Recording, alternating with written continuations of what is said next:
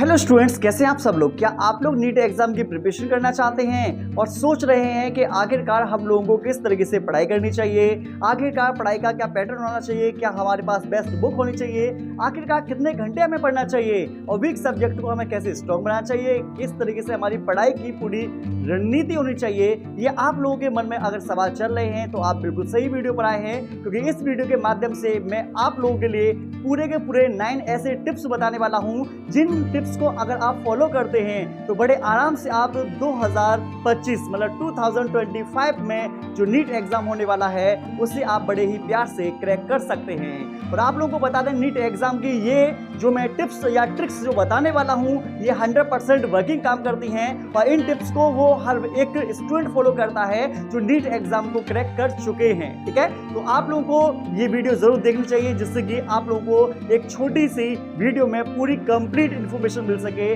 और first attempt में ही आप नीट एग्जाम को क्रैक कर सकें। तो आइए, मेरा नाम है आकाश शर्मा। आप लोगों को पता ही होगा कि मैं आप लोगों को नीट से रिलेटेड, आपकी बायोलॉजी से रिलेटेड जो प्रॉब्लम्स हैं उनका मैं सॉल्यूशन देता रहता हूं। चलिए, सबसे पहले मैं आप लोगों को बताता हूं कि फर्स्ट नंबर का हमारा पॉइंट है सिलेबस और पैटर्न को अच्छे से समझना। आप लोगों को बता दें कि किसी भी एग्जाम की अगर हम लोगों को प्रिपरेशन करनी है तो हमें पता होना चाहिए कि इसका सिलेबस क्या है। जैसा कि आप लोगों को पता होगा कि नीट एग्जाम में सिर्फ 3 ही हमारे पास सब्जेक्ट हैं, फिजिक्स, केमिस्ट्री और बायोलॉजी। ये 3 सब्जेक्ट पर आप लोगों को अच्छी तरीके से पकड़ बनानी होती है और इन्हीं में से पूरा का पूरा आप लोगों का जो पेपर है वो पूरा फंस जाता है। पैटर्न की बात करें तो फिजिक्स, केमिस्ट्री, बायोलॉजी के जो टोटल क्वेश्चन है वो 200 आएंगे, जिसमें से 180 आप लोगों को सॉल्व करने होते हैं। पूरा का पूरा जो आप लोगों का पेपर है 720 मार्क्स का आने वाला है। ठीक है ना। और आप लोगों को बता दें, अगर आपका एक मार्क्स अगर आप लोगों का एक मार्क्स, जैसे माना एक क्वेश्चन है, अगर वो सही हो जाता है तो 4 मार्क्स आप लोगों को मिल जाते हैं। अगर एक नेगेटिव क्वेश्चन हो जाता है, अगर गलत क्वेश्चन चला जाता है तो 1 मार्क्स आप लोगों का कट भी जाता है। तो आप लोगों को बता दें, इसमें नेगेटिव मार्किंग होती है, इसलिए आप लोग तुक्का वगैरह ज्यादा ना लगाएं। ठीक है ना। और अच्छे तरीके से प्रैक्टिस करें और कोशिश करें कि सभी बच्चे 600 प्लस नंबर लेकर आएं, जिससे कि आपका आराम से नीट एग्जाम क्रैक होकर आपको गवर्नमेंट मेडिकल कॉलेज मिल सके। दूसरे नंबर का आप लोगों का पॉइंट है स्टडी प्लान जरूर बनाएं। आप लोगों को बता दें, जब तक आप लोग कोई प्लान नहीं बनाएंगे, जब तक आपकी कोई स्ट्रेटजी नहीं होगी, तब तक आप लोगों का पढ़ाई का जो पैटर्न है वो इतना अच्छा नहीं माना जाएगा। आप ऐसा शेड्यूल बनाइए कि आप लोगों को, जैसे कि मॉर्निंग के टाइम में आपको क्या काम करना है, आप बायोलॉजी को पढ़ सकते हैं बहुत अच्छी तरीके से, रीडिंग मास सब्जेक्ट है, मॉर्निंग में अच्छा पढ़ लेंगे। दोपहर साइड में आप लोग क्या काम कर सकते हैं, केमिस्ट्री पढ़ सकते हैं और इवनिंग और नाइट के समय में आप लोग फिजिक्स पढ़ सकते हैं। आप लोगों को बता दें, इस तीनों सब्जेक्ट को पढ़ने के लिए कम से कम थ्योरी और कॉन्सेप्ट क्लियर करने के लिए कम से कम आप लोगों को 2 आवर का 2 घंटे का समय तो आप लोगों को देना ही होगा।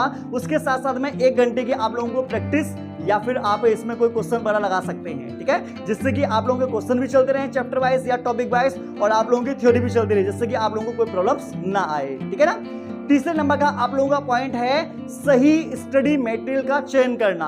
आप लोगों को बता दें, बहुत सारे बच्चे ऐसे होते हैं जो बहुत सारी बुक्स के चक्कर में पड़ जाते हैं। एलेंस की बुक्स, पीडब्ल्यू की बुक्स लें या एनसीईआरटी पढ़ें या मान लीजिए वेदांतु की ले लें या मान लीजिए हरियंत की आती हैं, फिंगर टिप्स आती हैं, बहुत सारी मटेरियल होते हैं, लेकिन इन सभी से हमें तैयारी नहीं करनी होती। हमें क्या काम करना होता है, कोई एक बुक पकड़नी होती है।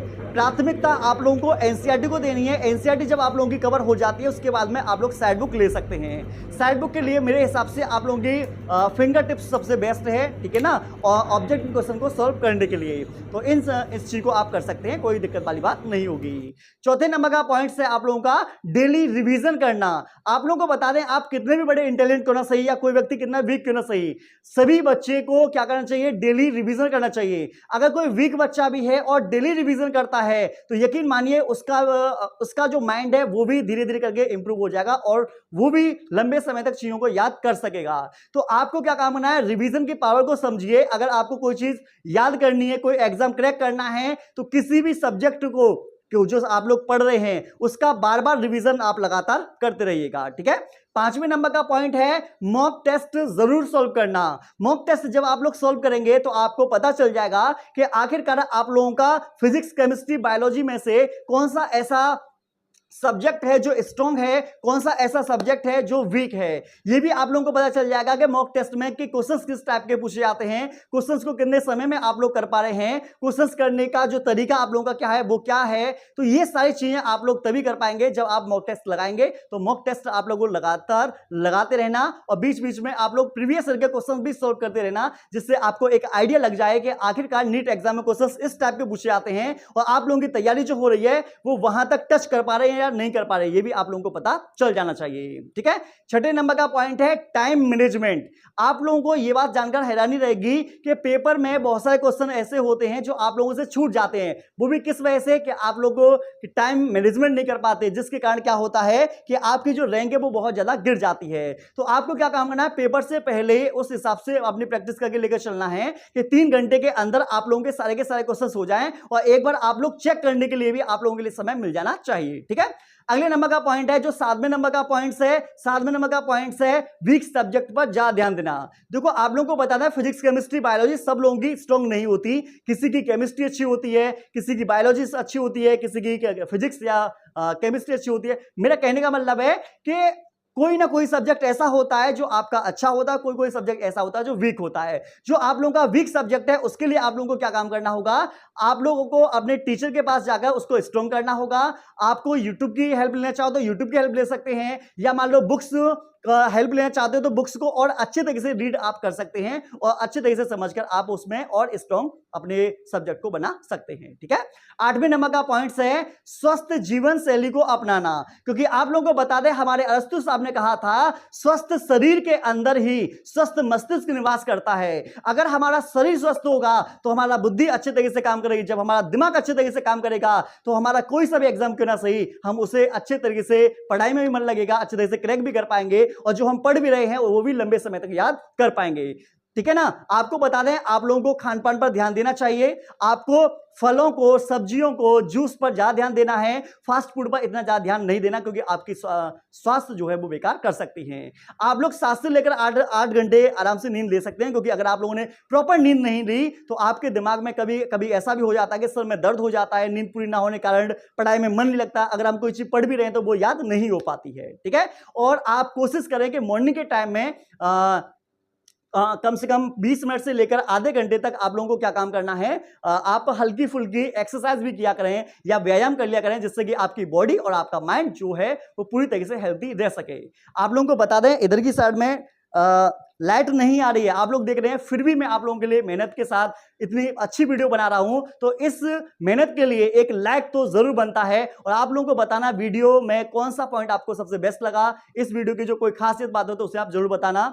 9 नंबर का पॉइंट है आप लोगों का डाउट क्लियर जरूर करना। आप लोगों को बता दें नीट एग्जाम है, बहुत बड़ा एग्जाम है, टफेड एग्जाम है, तो आपको बता दें आपके बहुत सारे डाउट भी आएंगे, तो उन डाउट को आप क्लियर कर सकते हैं। आपके पास कोई टीचर है, टीचर से मिलिए, जाइए और अपने डाउट्स को क्लियर करके आइए। अगले नंबर का, अगर आप YouTube के माध्यम से डाउट क्लियर करना चाहते हैं तो बहुत सारे YouTube चैनल है, वहां पर भी आ सकते हैं। कुछ आपको बता दें कुछ क्वेश्चंस मैंने भी सोल्व करा रखे हैं, तो अगर नीट से रिलेटेड कोई भी प्रॉब्लम्स है तो आप हमको भी कमेंट कर सकते हैं, हम भी आपके डाउट को क्लियर कर सकते हैं। ठीक है, तो आप लोगों को बता दें इस तरीके से अगर आप 9 पॉइंट्स को फॉलो करते हैं तो नीट एग्जाम आपका फर्स्ट अटेम्प्ट में क्लियर आराम से हो जाएगा। फिर भी अगर आप लोगों को कोई भी दिक्कत आती है तो आप कमेंट में जरूर बताइएगा कि क्या प्रॉब्लम है, आपकी प्रॉब्लम का सॉल्यूशन आप लोगों को जल्दी से जल्द दे दिया जाएगा। एक बात और कहना चाहूंगा मैं आप लोगों से कि नीट की अगर आप तैयारी कर रहे हैं, अगर ऑफलाइन मोड में करना भी चाहते हैं तो आप एवन सर आपको बता दें, एवन सर के यूट्यूब चैनल पे आके कमेंट कर दीजिएगा, आपको पूरी रणनीति बता दी जाएगी। प्रॉपर हमारी नीट की क्लास चलती है, नीट का अगर बैच लेना है तो आप लोग आराम से ले सकते हैं, प्रॉपर अच्छे तरीके से क्लास ली जाती है। ठीक है, अगर आप लोगों को कोई भी दिक्कत है तो आप हमसे बिल्कुल पूछ सकते हैं, बिल्कुल कोई दिक्कत वाली बात नहीं है। मैं बस यही कहना चाहूंगा कि आप अपने ऊपर भरोसा रखें और अपनी मेहनत को लगातार बनाए रखें।